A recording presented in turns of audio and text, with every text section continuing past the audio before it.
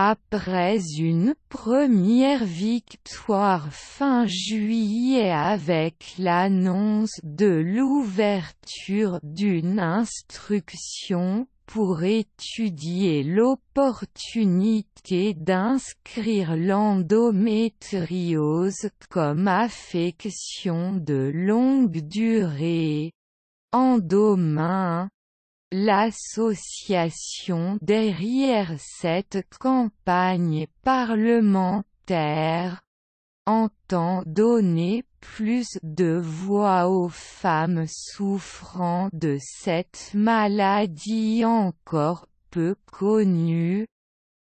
Entretien. L'endométriose, maladie gynécologique douloureuse mais peu visible, s'invite petit à petit dans la lumière. Fin juillet, le ministre de la Santé, Olivier Véran, annonçait avoir demandé l'ouverture d'une instruction pour inscription de cette maladie mal connue sur la liste des affections de longue durée. Si c'est le cas, les patientes atteintes de cette maladie pourraient bénéficier d'exonérations de tickets modérateurs, soit baisser considérablement le coût de leurs soins.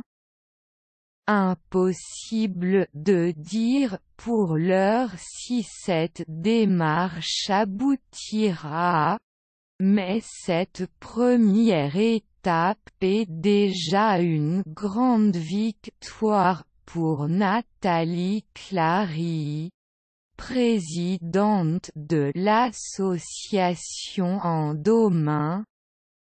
Est-ce une surprise pour vous cette annonce de l'ouverture de l'instruction?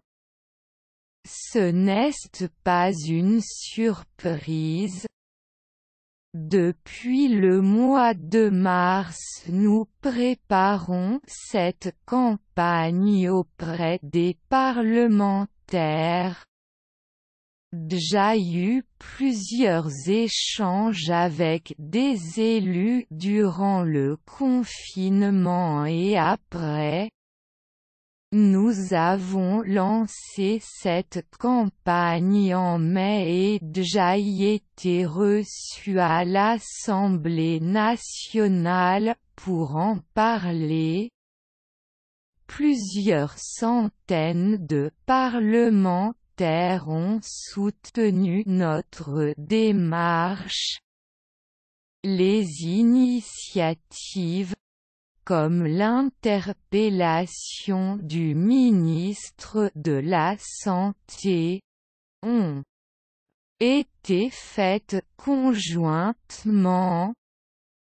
Je suis très contente de cette première réaction car c'est la première fois que l'endométriose est mise à l'étude pour une possible inscription sur la liste des affections de longue durée (ALD).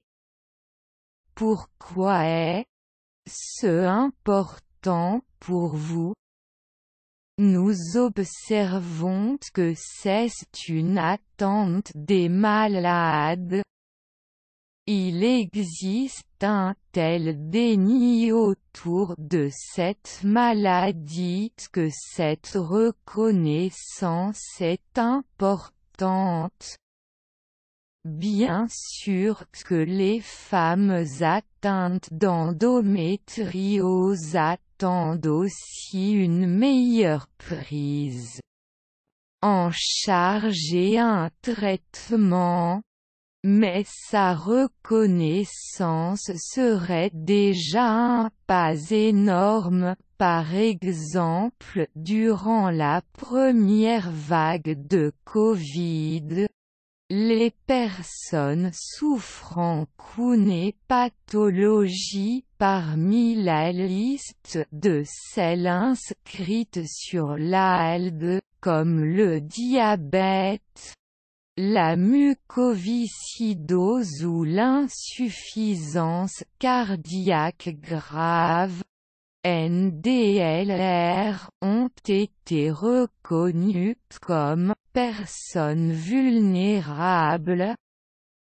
Or, les femmes atteintes d'endométriose ont dû se battre pour obtenir des arrêts maladie ou pouvoir travailler depuis chez elles alors qu'elles ont aussi une pathologie chronique.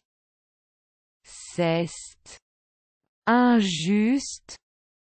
Aujourd'hui, il est possible d'avoir une aide financière en faisant une demande ALD hors liste. Or il n'existe pas de critères pour l'endométriose au niveau national. De ce fait, une patiente habitant à Marseille peut bénéficier de l'ALD hors liste alors qu'une autre présentant la même maladie avec les mêmes douleurs et handicaps dans sa vie mais vivant ailleurs ne l'aura pas. C'est injuste. Nous demandons que toutes les personnes atteintes d'endométriose puissent bénéficier de l'ALD car il existe beaucoup de disparités. Cependant les personnes qui sont contre cette généralisation nous disent que cela posera un problème au niveau du financement. Selon l'INSERM, femmes sur 10 en âge de procréer est atteinte de cette maladie. NDLR.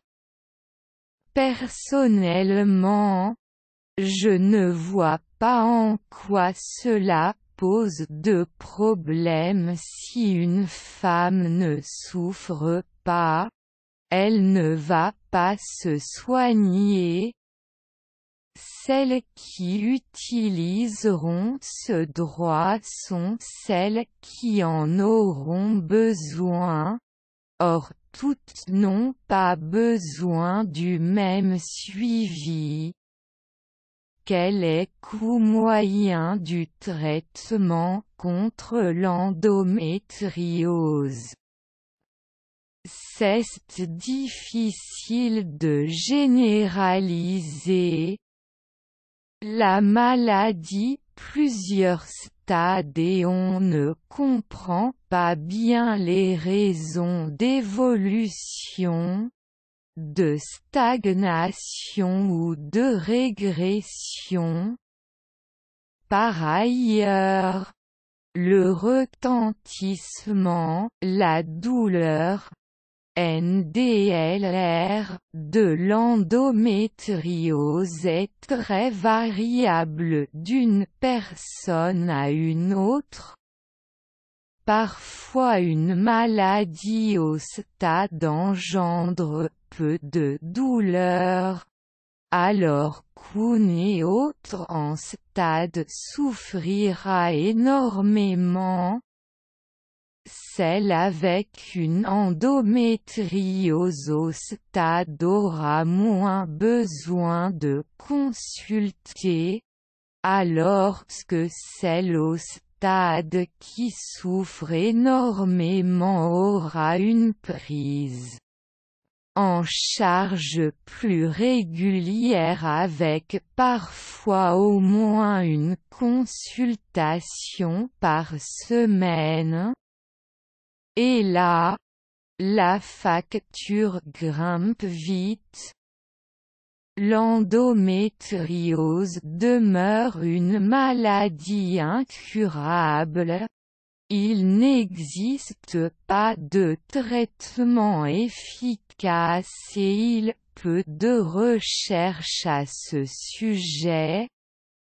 Il existe des pilules qui vont réguler le cycle, mettent parfois la maladie en sommeil et chez certaines atténuer la douleur.